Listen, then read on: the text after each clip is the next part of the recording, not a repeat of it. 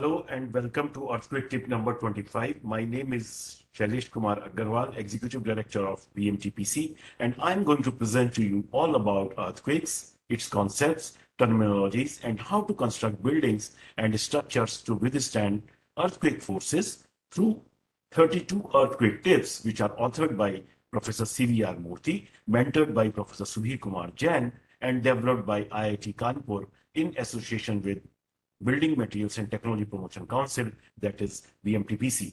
Through these tips, our aim is to spread right technical information in simple to understand language to our professionals who are in the field designing and constructing structures, especially our architects and engineers. Before we start, let's make a pledge that any new structure we design or build must be earthquake resistant. This earthquake tip number 25 will explain you why are load paths important in buildings. Let's first understand what are load paths through this figure. Now we already know that earthquake ground shaking induces inertia forces in buildings at places where mass or weight is present. These inertia forces are transferred downwards through horizontally and vertically aligned structural elements, that is, beams, columns, shear walls, to foundation, which in turn transmit these forces to soil underneath. The paths along which these inertia forces are transferred through building are called load paths. As you can see in this figure 1a, building may have multiple load paths running between location of its mass and foundation. As you can see in figure 1b, it shows that load paths are as much a concern for transmitting vertical loads, that is self-weight, occupancy load, snow load, etc. Whereas, as you can see in figure 1c, these load paths are also a concern for transmitting horizontal loads such as earthquake and wind. Now let's understand the structural elements in the building which constitute load paths through this figure 1a again. First is horizontal diaphragm, that is also known as slab or floor. These horizontal diaphragm elements led in horizontal plane, that is roof slab, floor slab, or trussed roofs and bracings. Vertical elements spanning in vertical plane along the height of building, that is planar frames comprising of beams and columns interconnected at different levels, walls, RCC or masonry, and planar trusses. Third is the foundation and soil, that is isolated and combined footings, mat, pipe, and well foundations, soil layers, and rock. And fourth, the most important one is connections between the above elements. Buildings perform best in earthquake when inertia forces generated in them are transmitted to foundation by continuous and direct load paths without being bent or interrupted. When structural elements are discontinued along the direct load path, loads have to bend and take detours to other load paths. Therefore, buildings with discontinuous or indirect load paths are undesirable because brittle damage can occur in structural elements at these interruptions or bends. Now let's understand these structural elements one by one. First, floor and roof slabs, also known as horizontal diagrams.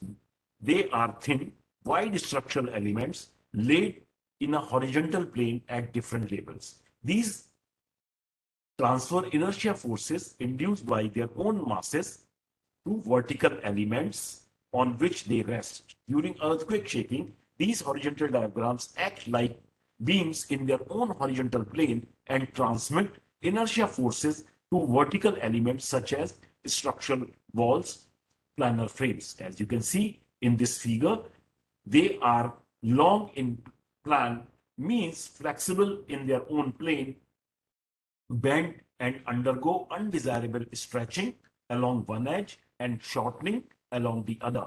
If you look at this figure 2b, in general, slab should be rectangular with plan length by plan width less than 3. Slabs or horizontal diagram perform best when relative deformations are minimal and in-plane stiffness and strengths are sufficiently large. Another aspect of these horizontal diagrams is openings. These horizontal floors can effectively resist and transfer earthquake forces through direct load paths, provided that they do not have significant openings. Large openings or cutouts in floors interrupt load paths and may prevent smooth direct transfer of forces to vertical elements. Openings in floors are necessary, such as to allow elevator or lift core or staircases to pass through.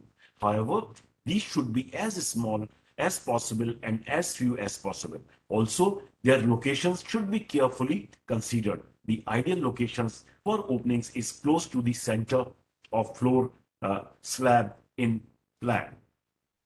Now let's move to vertical structural elements. As you can see in this figure 3, typical structural elements present in vertical planes of building are columns, braces, and structural walls, or combination of these three.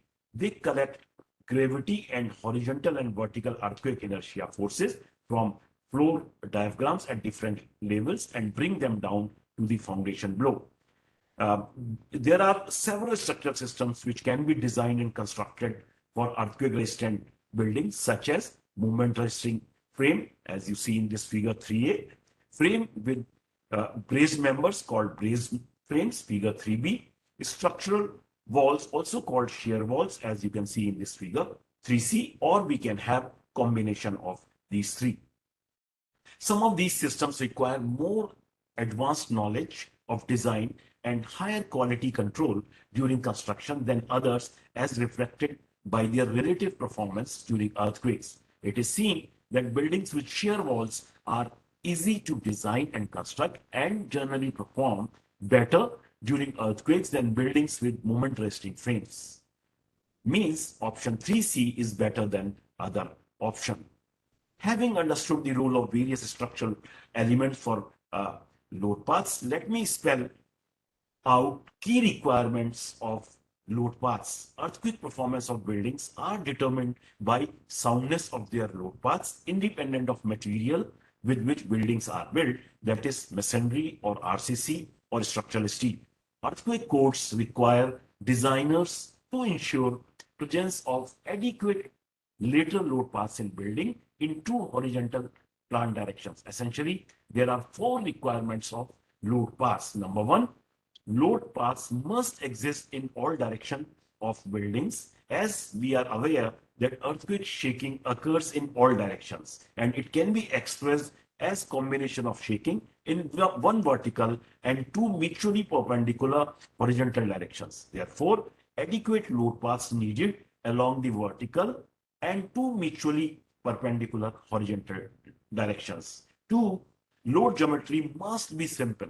That means uninterrupted direct load paths should be provided at regular intervals along the length and width of building. Third, load paths must be symmetrical in plan. A building will sway uniformly in two horizontal directions when structural elements constituting load paths are placed symmetrically in plan. Otherwise, it will twist around a vertical axis, which is detrimental to its earthquake performance. Number four is robust connections are needed between structural elements along load paths. This is explained through this figure. In an earthquake resistant structure, every connection is tested during strong earthquake shaking by earthquakes. These connections should be strong and stiff to offer continuous load paths without being damaged during strong earthquake shaking. Otherwise, what you see in figure 4, the building will collapse. This is all about this earthquake tip number 25. You can download this tip from www.bmtpc.org.